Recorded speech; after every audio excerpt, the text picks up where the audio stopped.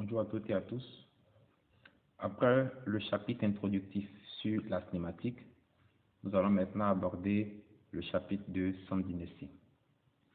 Il faut savoir que à l'examen, vous n'êtes pas évalué proprement dit en cinématique.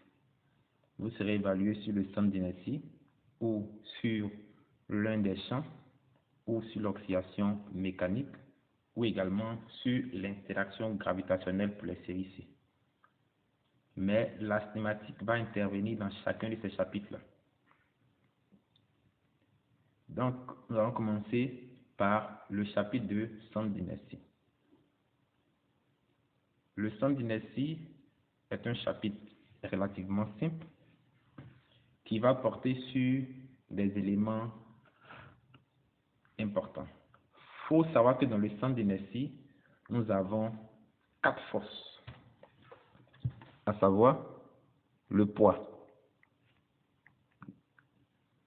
la réaction normale. Ces deux forces-là vont exister obligatoirement, la force motrice ainsi que la force de frottement. Les deux dernières, lorsqu'elles existent, seront précisées par l'énoncé de l'exercice. Donc, nous avons 4 forces. Okay. Après, dans le centre d'inertie, nous serons confrontés à 4 portions élémentaires.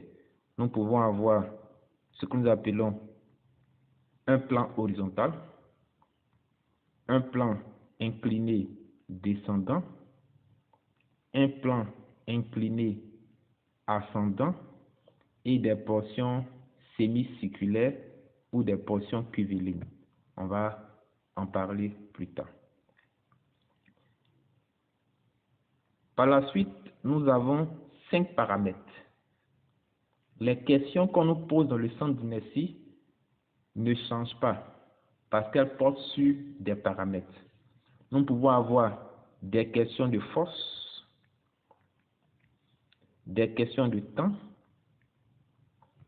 des questions de vitesse, des questions de distance ou de position. Okay. Donc, voici les 5 paramètres sur lesquels vont porter les différentes questions. Et finalement, nous avons 7 formules pour répondre à toutes les questions auxquelles on peut être confronté dans le centre d'inertie. Donc, important de savoir ça. Nous avons 4 forces,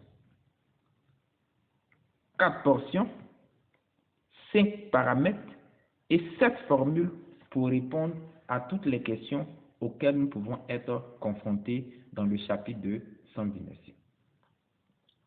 J'ai dit tout à l'heure que les exercices de centre d'inertie sont pratiquement les mêmes.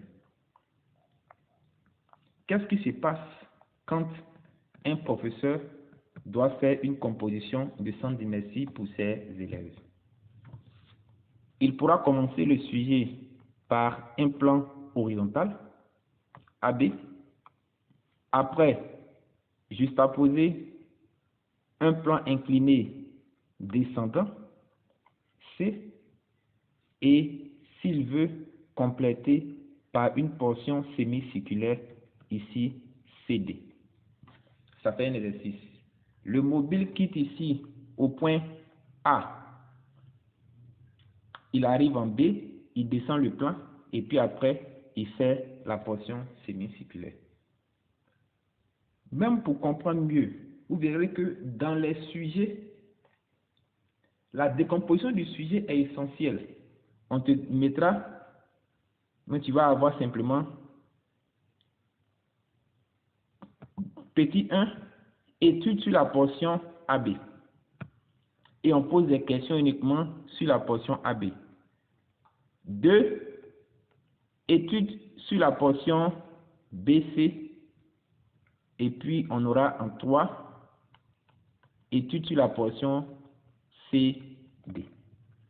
Même le sujet va décomposer l'exercice en ces différentes portions. Je vais donner une autre illustration également pour un exercice de centre d'inertie. Le sujet pourra commencer par une portion curviligne. À partir de là, venir sur un plan horizontal. Donc ici, je mets ici A, B. Ici, je mets C. Et terminer par un plan incliné descendant. Donc si, en tant qu'élève, vous regardez la figure dans sa composition globale, l'énoncé de l'exercice va vous paraître, ou bien la figure peut vous emmerder ou vous embrouiller. Le sujet pourrait être décomposé ainsi. 1. Étude sur la portion AB. 1. Première question. 1, 2. Deuxième question. 1, 3. Troisième question. Après, on aura ici 2. Étude sur la portion BC. On aura 2, 1. Première question. 2, 2. Ainsi de suite. Et puis après, on aura 3. Étude sur la portion CD. On aura 3, 1, 3, 2 et 3, 3.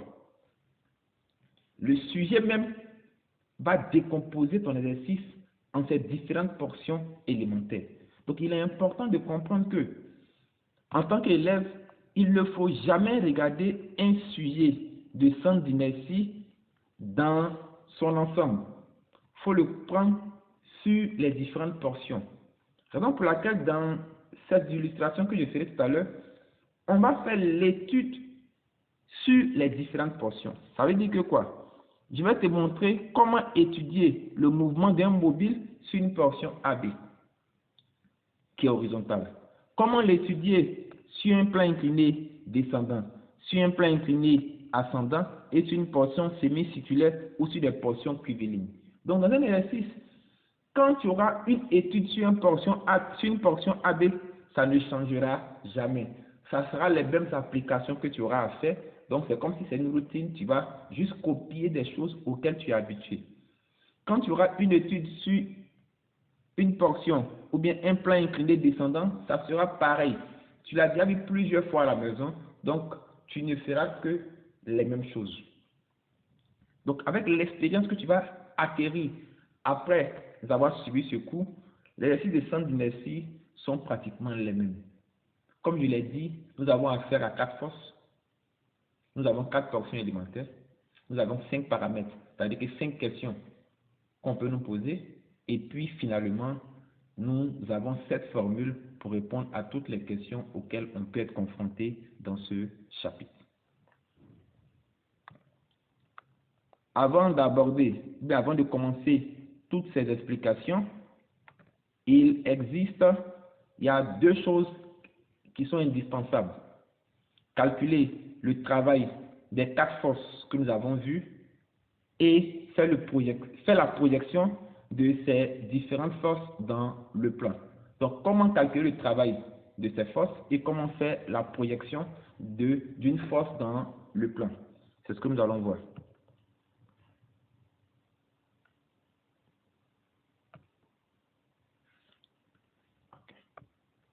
Donc, nous commençons par le travail. Travail de force. Le travail des 4 forces rencontrées le plus souvent en physique en classe de terminale. Première force, la force de frottement notée petit f. Elle est toujours opposée au sens du mouvement et tangent à la trajectoire. Je suppose que j'ai ici ma trajectoire qui est horizontale et ici j'ai mon point mobile. La force de frottement sera comme ça, dans le sens opposé. Voilà. Et tangent à la trajectoire. Et son travail, c'est évident, facile à retenir. Son travail est égal à moins F fois AB, où AB est le déplacement. Simple. Donc, on retient ça. Force de frottement, travail, ça fait moins F fois AB. Fini. Nous allons passer maintenant à la seconde force, la réaction normale. La réaction normale, elle est toujours orthogonale à la trajectoire. Donc, elle sera perpendiculaire à la trajectoire, ce qu'on appelle orthogonale. Et son travail vaut combien? 0. Simple. Lui, le travail de R, c'est toujours 0. Et s'il y a ici une trajectoire, elle est orthogonale, Rn, perpendiculaire à la trajectoire, son travail vaut 0. Terminé. Nous venons maintenant sur la force motrice. La force motrice, quant à elle, on a deux cas de figure.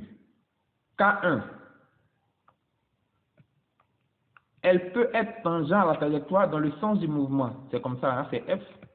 Dans ce cas de figure, son travail est égal à F fois AB, où AB est le déplacement. Second cas, on écrit la trajectoire. Elle peut faire un angle alpha avec la trajectoire. Dans ce cas de figure, que va valoir son travail? Ça sera F fois AB, mais cosinus alpha, où alpha est l'angle que fait le vecteur F avec l'axe. Donc, deux cas de figure. Premier cas, F fois AB. Second cas, F fois AB fois cosinus alpha. Nous passons à la quatrième force, qui est le poids.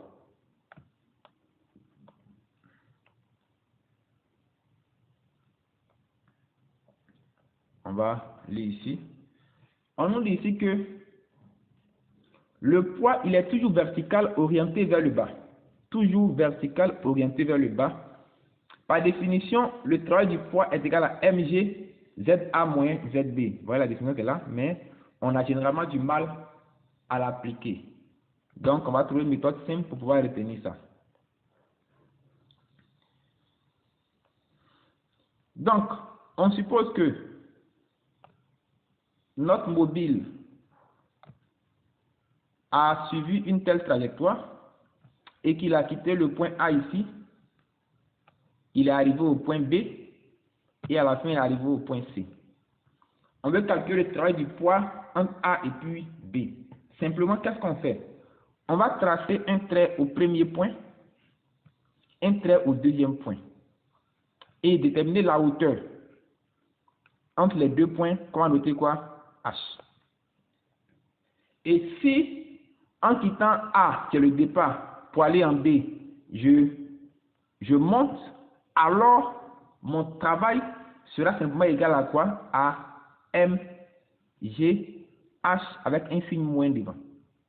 Parce que je suis en train de monter. Donc le travail, il est résistant.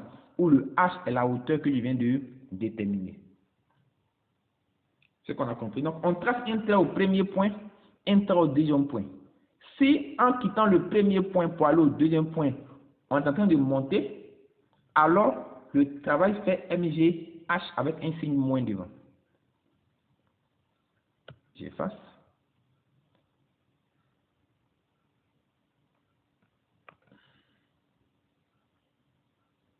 Okay.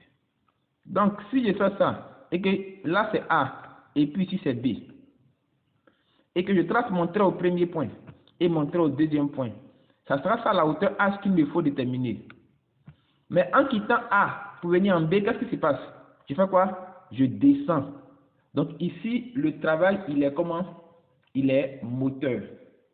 Donc on aura ici M, G, H sans le signe moins. Dans l'autre cas, quand je quittais A pour venir à B, qu'est-ce qui se passait? Je montais. Donc j'avais un travail qui était résistant. Par conséquent, j'avais moins MG quoi? H comme étant le travail. J'espère qu'on a compris ça. On va juste lire ça et puis avancer.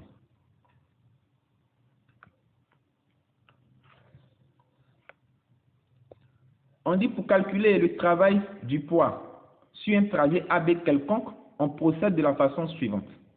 On trace un trait horizontal passant par le premier point et aussi une droite horizontale passant par le deuxième point. On détermine la distance entre les deux droites et on la note H. Le travail sera égal à moins MGH si, en quittant A, qui est le départ, pour aller à quoi? Pour aller à B, qu'est-ce qu'on fait? On est en train de monter. Donc, on a un travail qui est comment? Qui est résistant. Maintenant, si, en quittant A pour aller à B, on fait quoi? On descend. Dans ce cas de figure-là, on a un travail qui est comment? Qui est moteur. Donc, on a ici MGH. Simple à illustrer. Cas particulier. Lorsque on est sur une portion horizontale. Sur une portion horizontale, le travail du poids sera égal à combien? À 0. Parce qu'il n'y a pas de hauteur. Quand nous serons sur une portion horizontale, le travail du poids sera 0. On continue. Quand nous serons sur un plan incliné ascendant, ici, si on trace un trait au premier, A, un trait au second qui est quoi? Qui est B, voici la hauteur H. On fait quoi? En quittant A pour aller à B, qu'est-ce qu'on fait? On est en train de faire quoi? De monter. Donc, du coup, ça fait moins MGH. Et on va retenir que ça fait quoi? Moins MGAB sinus alpha également. Moins MGH ou moins MGAB sinus alpha parce qu'on est en train de monter. Ici, quand on est sur un plan incliné descendant, voici le poids ici qui descend. Donc, on trace un trait au premier et un trait au deuxième. Qu'est-ce qu'on constate? On descend. Donc, du coup, ça fait MGH ou MGAB sinus alpha. Donc, quand nous serons sur un plan incliné montant, c'est moins MGH ou moins MGAB sinus alpha. Et quand nous serons sur un plan incliné descendant, c'est MGH ou MGAB sinus alpha. J'espère qu'on a compris ça. On pourra continuer. Donc, si tu sais calculer le travail des 4 forces qu'on va généralement croiser dans nos exercices de mécanique, on va maintenant t'apprendre à faire des projections dans le plan. Premier cas de figure. Fais une projection lorsque le vecteur de projection appartient à l'un des axes. Ici, nous constatons que notre vecteur de projection appartient à l'un des axes. Donc, on dit ici que comment faire une projection dans ce cas de figure-là? Simple. La projection est égale à la norme du vecteur sur l'axe auquel il appartient, précédé du signe plus s'il est dans le sens du répet et du signe moins s'il est dans le sens contraire du répet, et la projection est égale à 0 sur l'autre axe. Et lui, je l'appelle F1. F1 appartient à l'axe des X. Et dans le sens quoi? Positif. Donc, si on écrit F1 ici, en X, ça fera comme ici? Ça fera F1 et ça fera 0 sur l'autre axe. F2 appartient à l'axe des Y dans lequel sens? Dans le sens négatif. Donc, du coup, en Y, ça fera moins F2 et ça fera 0.